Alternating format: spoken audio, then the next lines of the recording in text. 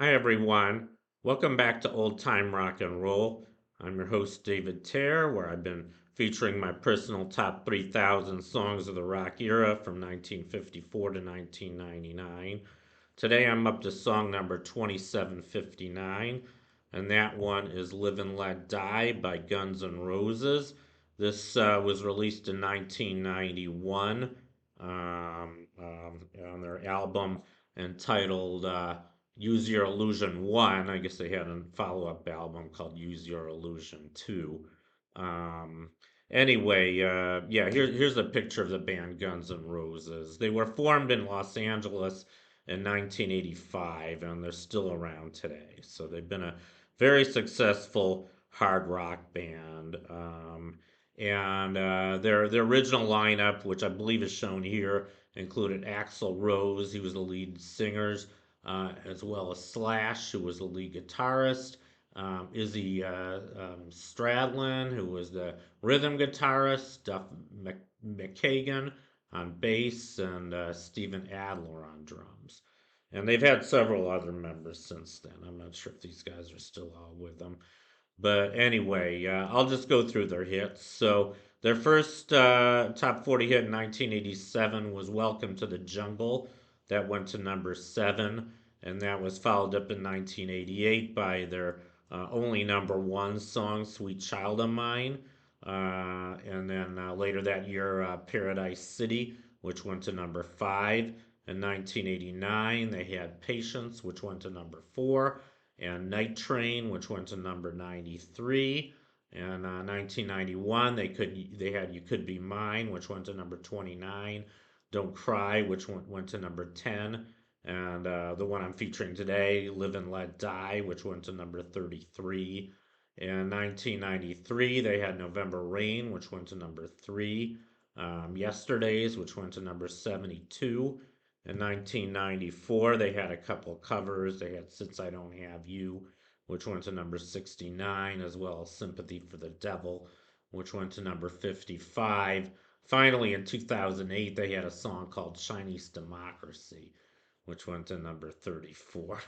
Kind of a funny title. I think China will become a democracy when the United States becomes a dictatorship, which could be in just a couple months. But anyway, enough of that.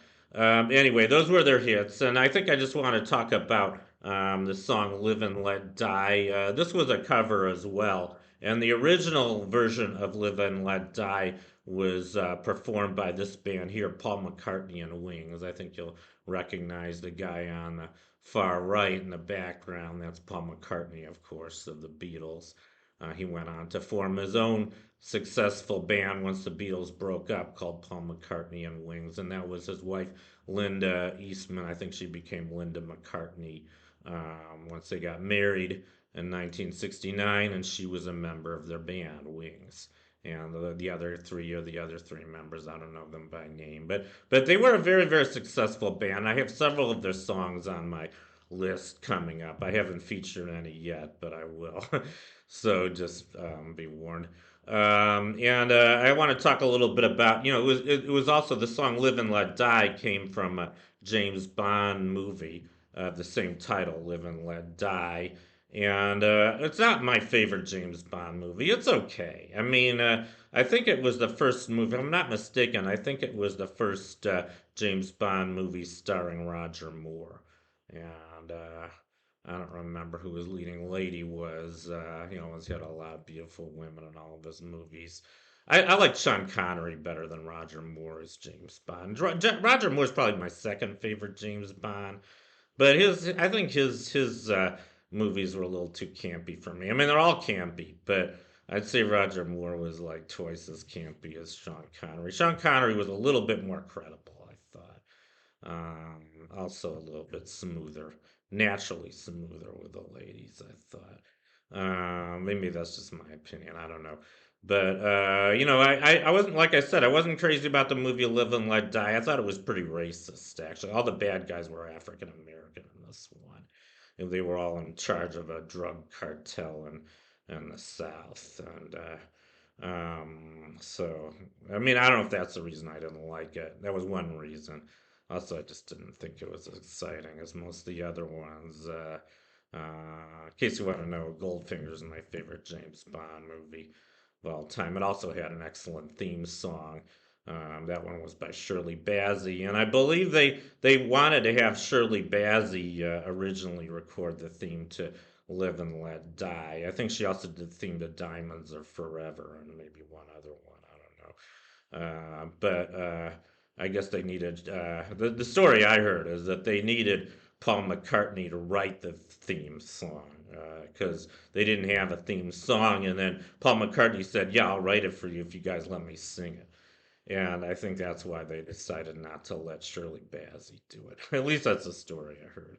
And it is a really good song. And you know, my Paul McCartney and Wings version's coming up much later on my list, so stay tuned for that one. I got several James Bond themes on my list, by the way. I think this may be the first one I've featured, but I've got several others coming up.